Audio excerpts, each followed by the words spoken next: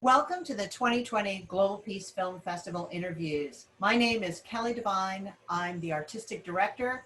Please join me and Nina Strike, the executive director, as we welcome Lori Miller and Carrie Ritchie with the film Day One. Please be sure to go to the Global Peace Film Festival website to check out how to find this film, as well as all of our other programming for the festival, which begins September 21st and runs through October 4th. Tickets are already on sale, and the website is peacefilmfest.org. And now, let's start the interview.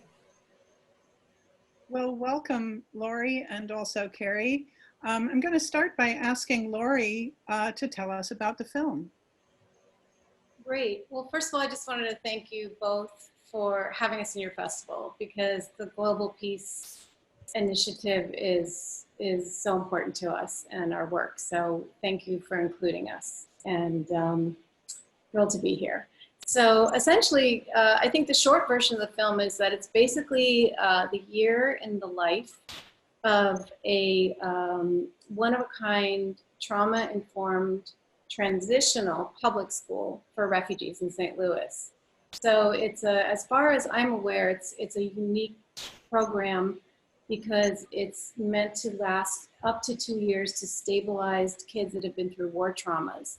And there's a very special model and program that I discovered while making this film about how to basically save kids who have been through traumas and help them get a start at a better life. And we interweave stories of kids, educators, community members, community organizers, people who work in the field of refugee resettlement and advocacy in St. Louis, to kind of show this positive, inspirational view of how refugees can thrive if cared for in this specific way. And in the film, Lori, you do a remarkable job. The group of people that you interview, you came across some fantastic people, and you have one of them with you right now. Yes. If you wouldn't mind introducing Carrie and the role that she played in the film. Exactly. Well, we're lucky to have Carrie Ritchie with us. She's one of the educators who's featured in the film, and I wanted to invite her to join us because if it hadn't been for these educators, I may not have continued with the filming when we started. I was frankly blown away by the work that they do, and I feel that one of the themes behind the film is just the love letter to our public school teachers and how brilliant they are. And especially this group, because they had such a specific thing that they did, which is why I'm hoping you'll watch the film. But take it away, Carrie. Hi, I'm Carrie. I am an ESOL teacher, and I've been teaching refugees and immigrants for the duration of my career. The film is highlighting our program in St. Louis Public Schools. We are a 2-year transitional program, meaning that we receive children the moment that they arrive into the city of St. Louis. They have experienced amazing hardships, and we have this beautiful opportunity to welcome them and to help make sure that their basic human rights are ensured, that they have their basic needs met, that we are assessing what their educational background is and where their gaps are, and we are offering them an opportunity to learn English in a sheltered environment. We keep them for 2 years and give them a kind of a soft place to land before they head off into what would be considered mainstream public school. And so we get to love them for 2 years, and we get to know their families deeply. We get to enter into their lives personally.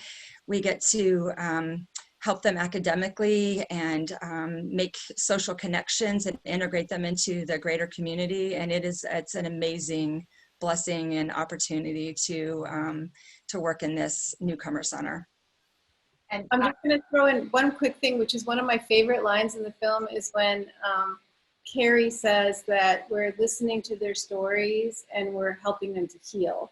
And I think that that's what drew me to this story, was just how devoted the educators and the greater community and even the other kids were to helping this community heal, and just what positive benefits that could have for the community at large, as well as the group that is healing. Well, that's what I'd like to turn to next, because the central mission of our festival is to provide inspiration, to provide models.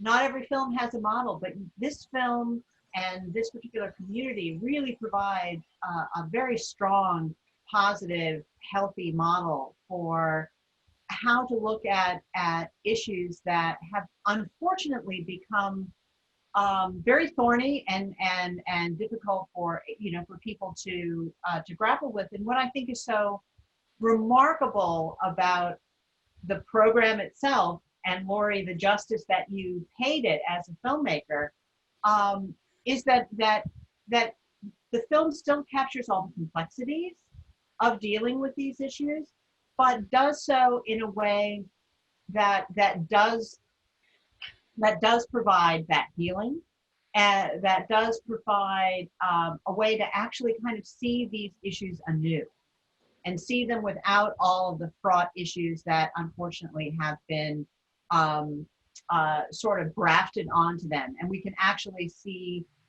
these teachers, this model, because this model was actually something that that St. Louis decided would be in its best interest, right? Yeah, I mean, Carrie should probably speak to how that all happened in terms of the public schools. But I think just as a filmmaker, I'm just very attracted to hopeful and inspirational stories. And I didn't want to gloss over the pain and the trauma that these children and their families experienced, but I did feel hope and joy when I was filming, and I really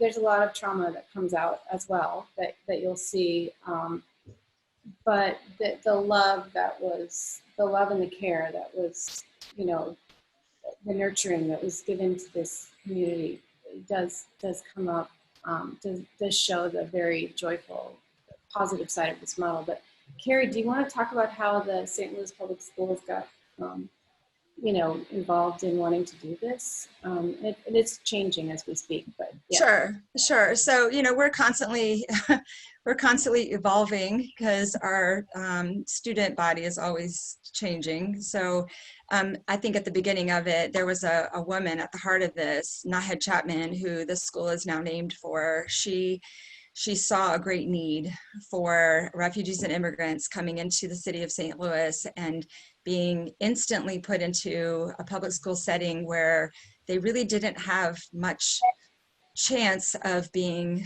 successful. They didn't have the language, they didn't have their socio-emotional needs met, they may not have even had their basic needs met.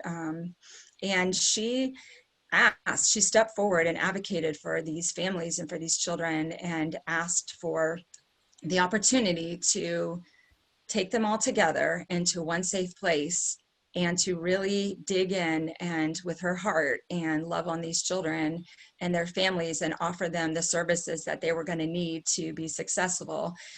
The first and foremost, which was the language.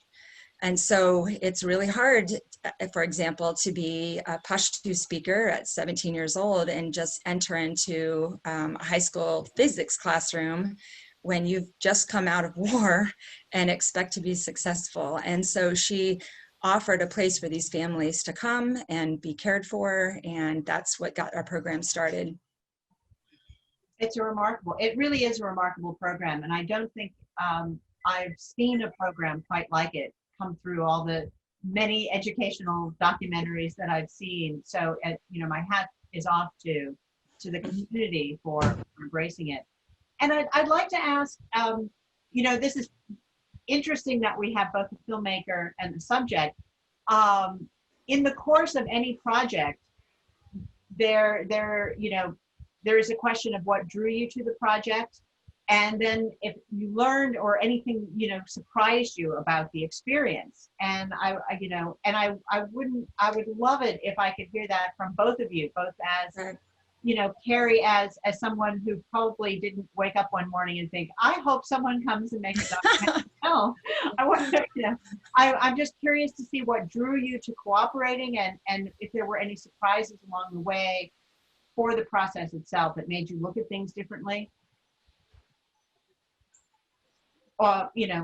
Carrie, did you have any reaction to, Okay, so this was, a very new experience for me, but I think one of the things that was most striking to me is how willing and transparent our students and families were to share their stories, because they've been through a lot. Some of these families, they have experienced some horrific things, and to be willing to have us enter into their personal lives in a very intimate way and be vulnerable and share their experience as to educate others, as to inspire others, as to help create change for others. It was a joy to behold, honestly. I can go back and watch the film again and again, and every time just feel so touched by this. Like, it doesn't wear off. It is, I guess it's the beauty of being vulnerable.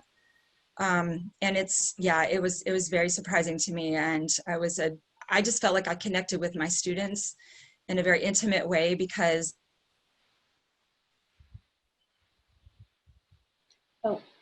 you did freeze just that little bit that you said you connected with them in a very intimate way because they opened up their lives to us. Oh, that's marvelous. Thank you. Right. And Lori, what attracted you to this? What did you learn along the way? Well, there were a couple things that got me into the story. One was just a shout out to our exec producer, Peter Tao. He's an old friend who lives in St. Louis and has been working in this community for a long time. And he had been working at the school, building a soccer field, and he drew me in. And really helped along the way with a lot of the concepts and the introductions as well. So that was how I started to hear about it.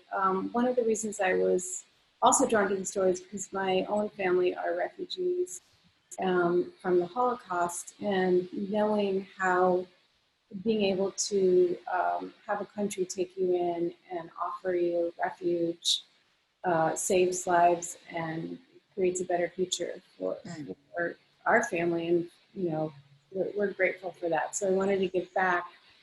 But what surprised me is a lot of what Carrie was saying. The first day we got there, I wasn't even sure what was going to happen, but we sat down and started talking to the kids, and they just told their stories on camera, just without any hesitation. And one of the boys even said, it made me so happy to do that, to tell my story on camera. And it was surprising to me that they could so articulately share these intimate details. And it was almost as if, because they had survived this, they knew that if they could tell their story in a bigger, wider way, that some good could come of this. And I was very much surprised. The other thing is sort of what I've been saying all along, is the model is, it is unique and it is unusual, but it's not that hard to emulate. It works. This is what surprised me when I was filming. This model works.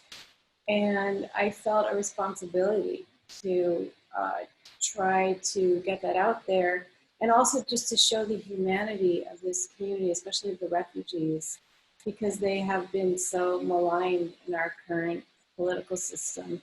And I just wanted to show these families and children as they are, as these beautiful human beings. So. And you did a marvelous job of capturing them. You did. Thank you. I had easy subjects to film.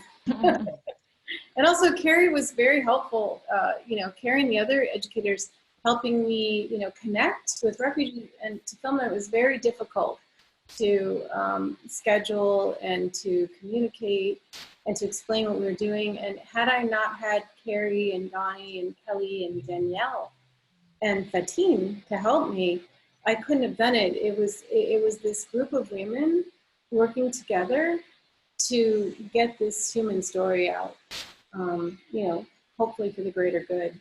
So it was a very magical feeling for me to be surrounded by this group of women who were helping push this forward, and I'm just very grateful for that. Have all the students you featured in the film seen it yet? And how have they responded to it? And Pretty much, I'm pretty sure almost there may be one or two that were hard to find, but we had several screenings in St. Louis, and they were there. And I would say at the St. Louis Film Festival, we had a screening where there were 500 people in attendance, and most of the kids were there. And they came up on the stage for a Q&A after, and they got a standing ovation from the audience. And it was, I just stepped over to the side. It was just one of the best moments of my life, frankly, to see that and to see them speaking on the stage and talking to the audience. So, you know, that was, Carrie, you might have more on that one, but that was my memory of the kids seeing the film. So. Sure, and as a teacher, you know, to know where they have started and to be able to stand with confidence in front of a large group of strangers in a very formal way at a celebratory event and speak with English with confidence, it was thrilling. Wonderful. Yeah. So, Carrie, you mentioned that things are changing at the school, and always evolving. So, what's next for this particular project of this type of school? Sure. And so what I mean by changing is, you know, we get different groups of kids every year. We don't know who's going to be in front of us. You know, just like any teacher, we get a new class. We also get a new class, but it's often a new culture that we're unfamiliar with. And that is completely tied into the politics of the United States and refugee resettlement and, you know, decisions that we don't have control over. We hold on to our motto, which is we're going to welcome anyone who comes. We're going to research who they are. We're going to learn about the differences in our languages and the difference in our cultures, and we're going to embrace that as beautiful. We're going to build community, and it doesn't matter if the families are Congolese or if they're from Afghanistan or if they're from Syria or if they're from the next country coming, we don't know, right? And so we're just growing with our kids. We're growing with their families. You know, they all have had different levels of trauma that they've experienced based upon where they're from. And we're just meeting them right where they are. And we're loving them and moving them forward in positive ways. We're getting them connected with a greater community because we know we can't do it alone. That's one of the most beautiful parts about our program is that we don't stand alone. We have the support of our local community and we make connections and we value that. We know that we're not the experts, and so we need to rely on one another so that we can do this well and that these families can resettle into our greater city and into our community and be successful. Because we could give them an education, but if they leave and they're not stable and they don't know where they're going to find work or housing or you know, or any of what their future of their children are going to be is going to look like, then we haven't done our job well. So yeah, our program's changing with the needs of the kids that are coming. Yeah. Wonderful. Thank you for elucidating that. And Sure. Laura, what's next for you? What are you working on now? I actually started, it's been difficult during COVID, but I found a story that I think is interesting, and I've started doing a little bit of work on it, which is looking at raw or low intervention winemakers who are doing regenerative and biodynamic farming, and just looking at the corporate wine industry, seeing that, you know, pretty much everything we're drinking is fairly highly processed, and the farming techniques are terrible for climate change and the earth. And just looking at a few of these artisanal winemakers, essentially, you know, to tell that climate change story. Well, definitely want to see that. Yeah, when it's completed. I've been enjoying that. It's you know, just filming outside, wearing my mask, you know, not getting on a plane, you know, yeah. And so how can our audiences who are listening to this, besides watching your incredible film and learning more about this program, how can they support, and I'll give this to both of you, how can they support you in your work? Should I start? I'll just quickly say, I mean, for me, I feel it's important to reach out to your elected officials right now. The refugee resettlement program through the State Department has essentially been gutted. We're not helping. We're not bringing refugees in. They're being left to their own devices in their home countries or in their refugee camps. And this is the part of the current administration's plan to not have any immigrants in our country. And I think we talked earlier about how one of the things that comes up in the film is how refugees and immigrants benefit economies in local communities. And if people could see the film and look at it from that standpoint, and realize the benefits to all of bringing this community into our country, and put pressure on our elected representatives to bring refugees into the country and save lives too. That is what I would suggest on a global level. And Carrie may have some more specific ideas in addition. And sorry, my light's going down. I'm just going to turn my light off. Okay. I would agree with what Lori said. That is essential. I recently took a trip to Istanbul, and you know, it's a gateway city for refugees going into Europe, and was just feeling so many different things. But one of which was, I mean, there's 3 million refugees in Turkey right now, and feeling that, you know, this overcrowded, it's like we're somewhat responsible for that here in the United States. We're not doing our part. We have land and resources and people and communities ready to welcome, and unless we speak up and advocate, you know, maybe this will continue to be a problem for other parts of the world. We certainly have the heart and the resources to help others here. But more on an individual level, which is kind of how I live my life. You know, I'm a mother, I have 5 children, and, you know, I just enter into the lives of the people in my community in very intentional ways. I want my children to know who their neighbors are, and not just, hey, who lives down the street, but entering into their homes and entering into their lives, and listening to their stories and being friends. And it starts right there. And I know that my life is richer for that. I know that my children's lives are richer for that. They have a curiosity about other people. They want to make a difference. They want to be helpful. And, you know, even if that's just sharing our own language, that's a really easy thing to do.